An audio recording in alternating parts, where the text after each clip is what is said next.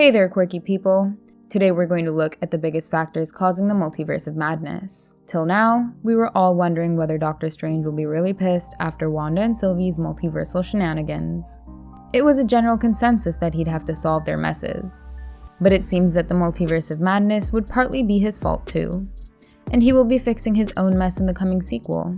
In fact, I've got a theory that Wanda, Sylvie, Doctor Strange, and Loki all broke the multiverse at roughly the same time. Stop talking!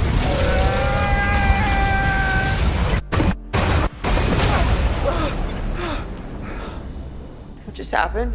As soon as Loki took the Tesseract and escaped, the TVA detected a new branch growing in the sacred timeline, and they showed up to prune this new branch before Loki pushed it into permanence. Just like that, they had pruned trillions of branches in the multiverse before and after they apprehended Loki. He Who Remains was running the TVA from the shadows. I've been dubbed many names by many people. A ruler, a conqueror, he who remains, a jerk.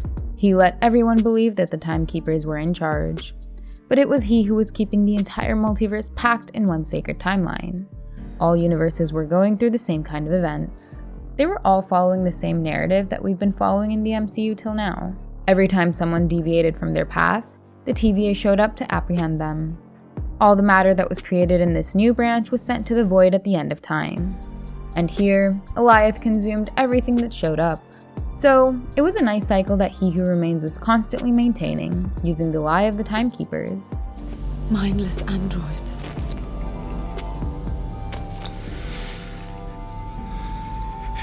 It never stops. But that isn't happening anymore, thanks to Sylvie. See you soon.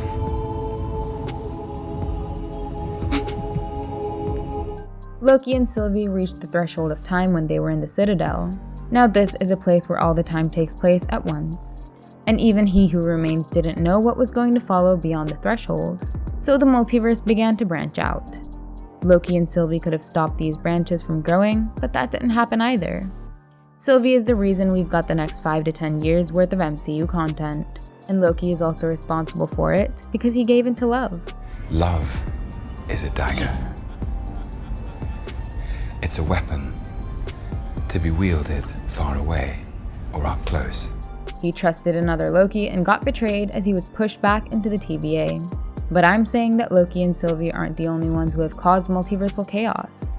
Wanda and even Doctor Strange are going to be equally responsible. Not friends. It's time.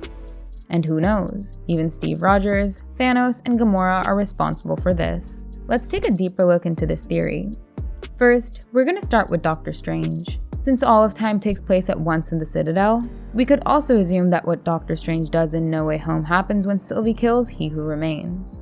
As the trailer showed us, Peter was troubled when the people related to him were being harmed due to what Mysterio did. That's right, folks. Spider-Man is in fact Peter Parker. So he asked Doctor Strange to make everyone forget the fact that he is Spider-Man. Strange agreed, despite Wong's warning. Strange. Don't cast that spell. It's too dangerous. Fine. I won't. The spell was quite risky, but still, Strange tried to help Peter by doing what was asked of him. But things went horribly wrong as his spell misfired, and that probably resulted in the whole Spider-Verse. Multiple Spider-Man villains are popping into the MCU because of that, and even the other 2 Spider-Men might step into the MCU. The multiverse opened up and the damage might not be fixed completely by the end of Spider-Man No Way Home. Strange will probably have to do a bit of damage control in the Multiverse of Madness. Now let's come to Wanda's part. Agatha Harkness specifically mentioned that Wanda had unleashed a bigger threat. You have no idea what you've unleashed. You're gonna need me. While most people believe that this being could be someone like Mephisto or Nightmare, there's a major chance that Agatha was actually talking about the multiversal threat of Shuma-Gorath. The rumor of this multiversal monster being the big bad of Doctor Strange 2 has been consistently running on the World Wide Web. A plot leak stated that he is an ancient entity that feeds off of people's fears, and in this film, he wants to spread madness and consume the multiverse. So I believe that when Wanda took her true form as the Scarlet Witch, Shuma-Gorath could have been awakened. Then she was isolated in a cabin for God knows how long. There's a chance that she might be in that cabin for a little more than a year, learning and practicing the spells in the Book of the Damned. As multiple branches began to grow out of the sacred timeline, one of those could have signified the moment when Wanda heard her children calling from an alternate dimension. This was probably the same time when Sylvie killed He Who Remains and Doctor Strange created the Spider-Verse. Wanda's further actions could give us multiversal chaos, since she is a Nexus being. Now, if you're not aware, Nexus beings are rare individual entities with the ability to affect the future. They can alter the flow of the universal time stream. They act as the keystones of the multiverse and are crucial to its ultimate coherence and stability. Because of their ability to cause temporal changes in a timeline, they were strictly monitored by the Time Variance Authority. But not anymore. Now her actions to get her children back could attract Shuma Gorath. This is Wanda's part of the multiversal chaos, and Doctor Strange will also have to handle this along with his own mess. The main culprit of the Multiverse of Madness is obviously Sylvie, but Wanda and Strange are going to take equal part in it. And unknowingly, the likes of Captain America, Captain Carter, Thanos, T'Challa, and several others are involved in it too. Captain America did good when he clipped a few branches by returning the stones to their respective timelines.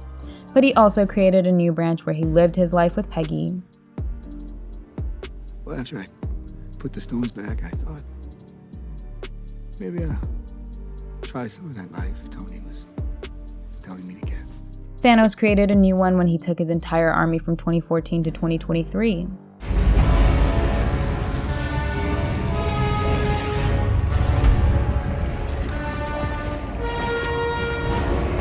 Then everyone from his army died or ceased to exist, and Gamora was also left stranded in the timeline.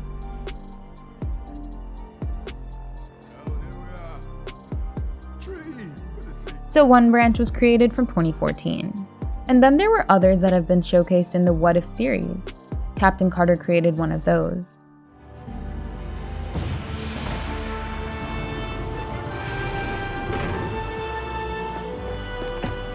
Did it work? And then some. You won't be needing those hills anymore. Yondu created another one when the Ravagers picked up T'Challa instead of Star-Lord.